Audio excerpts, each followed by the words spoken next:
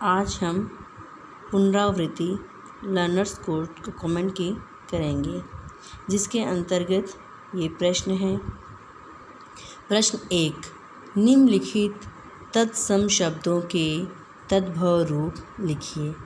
क्षेत्र, क्षेत्र का क्या होगा? खेत। कर्म, कर्म का तद्भव होगा काम।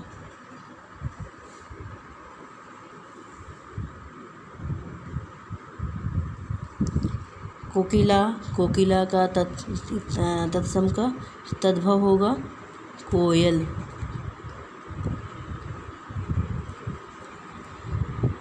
घृत, घृत का तद्भव होगा घी।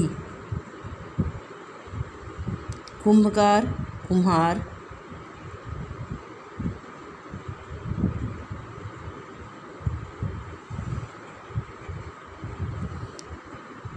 और कर्ण तद्भव है कान।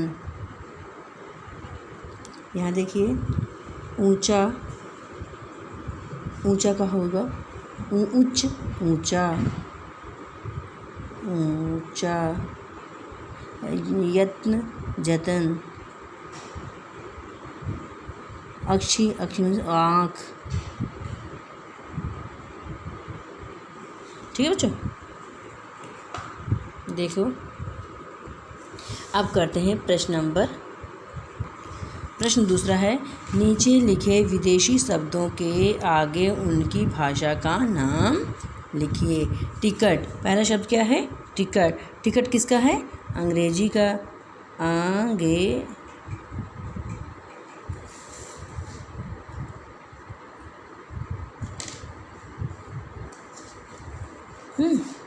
अच्छा, तोप,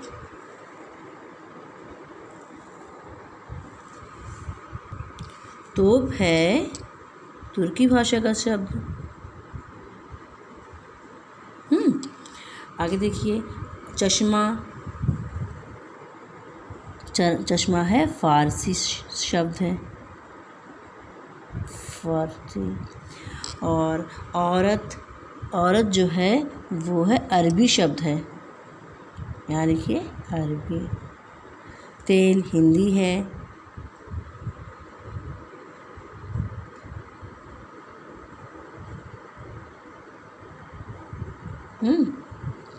आगे चाय वाला, चाय जो है चीनी का शब्द है, और वाला है जो वो हिंदी है।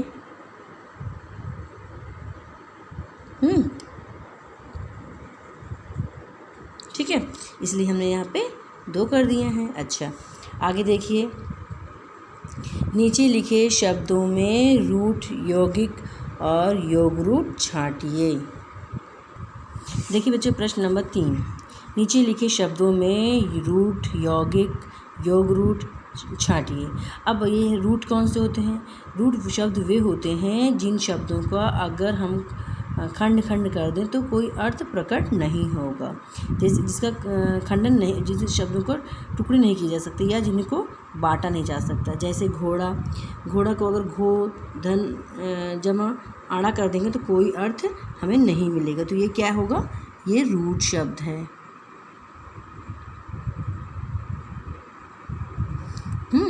अब जल, जल भी रूट शब्द है।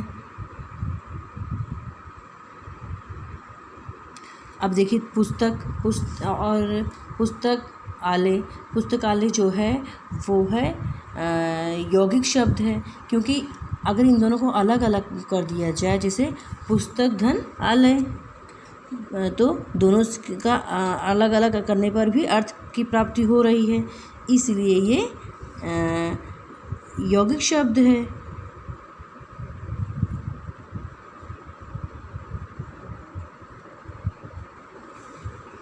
ठीक है, आगे देखिए, चतुर्भुज, चतुर्भुज, चतुर्भुज बेटा ये जो है योग रूट है। क्योंकि जिसके 4 भुजा हैं, जो 4 भुजा हैं वाला है, तो कौन है वो, है ना? तो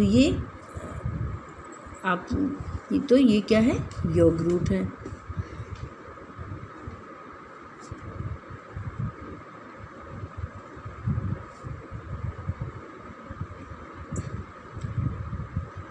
ठीक है।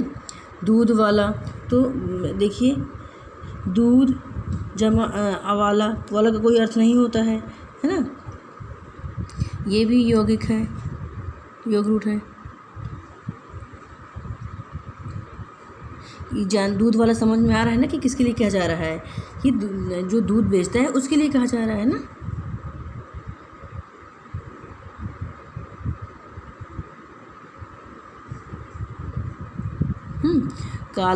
काला क्या है, ये है रूट है, क्योंकि इनके अगर अलग अलग टुकड़े कर दिए जाएंगे या इन दो भागों में बांट दिया जाएगा, इन शब्दों को संधि विच्छेद कर दिया जाएगा या वर्ण विच्छेद कर दिया जाएगा, तो कुछ भी हमें नहीं मिलेगा। ठीक है, तो ये क्या है, रूट शब्द है। आगे चक्रपाणी जो है, चक्र को धारण करने वाला कौन है ना। तो चक्रपाणी यानी विष्णु जी को कहा जा रहा है, तो ये भी क्या है, रूट है।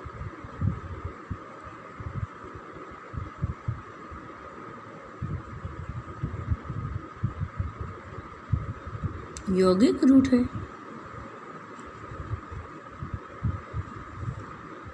और पाठशाला, पाठ का अर्थ होता है लेसन ना, और शाला मतलब जहाँ पर पढ़ाया जाता है, पाठ जहाँ पर पढ़ाया जाता है, तो यानी ये क्या है, यौगिक है। दोनों शब्द का अर्थ मिल रहा है ना। तो अच्छा, चाय क्या है, चाय जो है वो रूट है। ठीक बच्चों।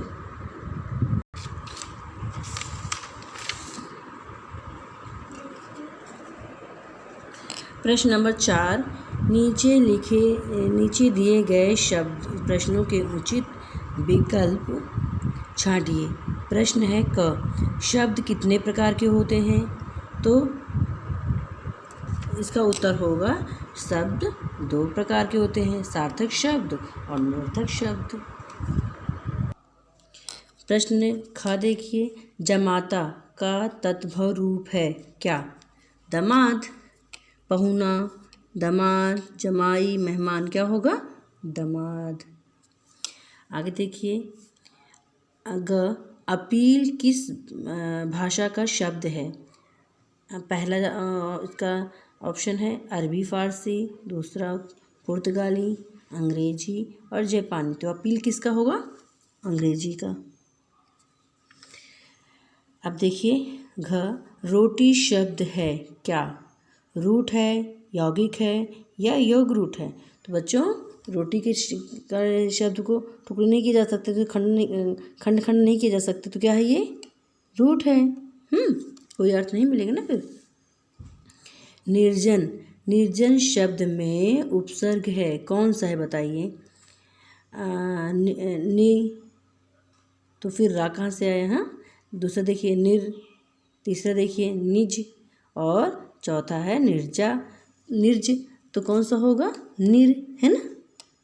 तो आपका ख इसका उत्तर होगा।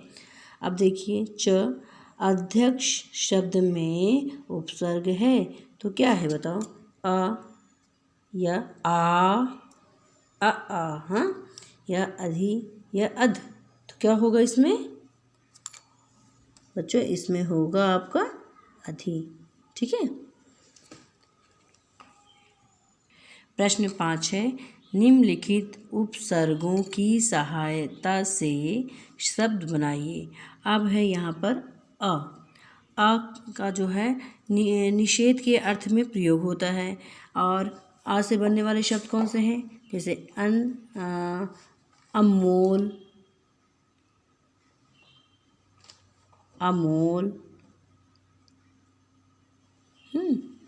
और बताइए, और क्या होगा, अजान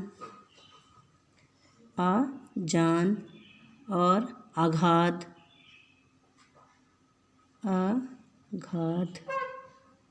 ठीक है। अब अन से बनाइए, अन का भी प्रयोग निषेध के अर्थ में ही किया जाता है। जैसे कौन से शब्द बनेंगे, जैसे यहाँ आपने अमोल किया था, यहाँ होगा अनमोल। ठीक है, अनमोल, अनजान। देखो बच्चे। अच्छा बेटा, अब बनाओ प्रति। प्रति जो है वो शब्द विरोध, बराबरी, बराबरी और प्रत्येक, परिवर्तन के अर्थ में किया जाता है। प्रति का जो से बनने वाले शब्द कौन से होंगे? प्रतिक्षण, प्रतिक्षण, प्रतिनिधि,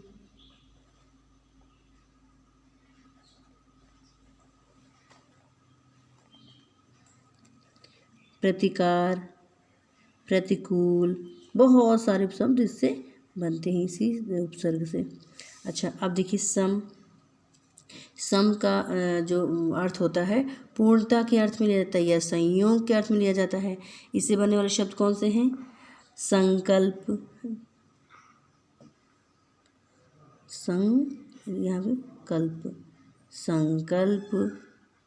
दूसरा कौन सा है? संग्रह। और बताइए,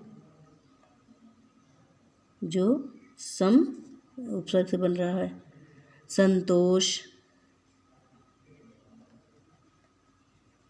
ठीक है, और बताइए, संयोग या संस्कार, संहार, संस्कार।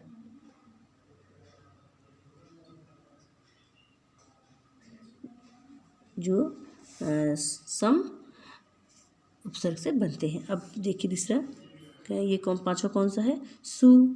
सु का अर्थ होता है सुखी, अच्छा भाव और सहज, सुंदर, है ना। अब इसे शब्द बनाइए तो सुकर्म। और बताइए, सुगम, सुलभ, सुयश,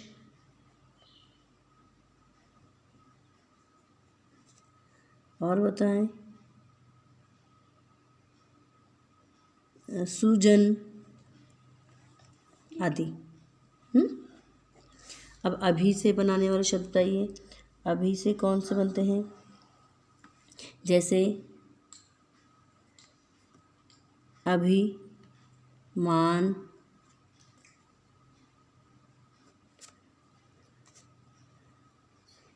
अभियोग,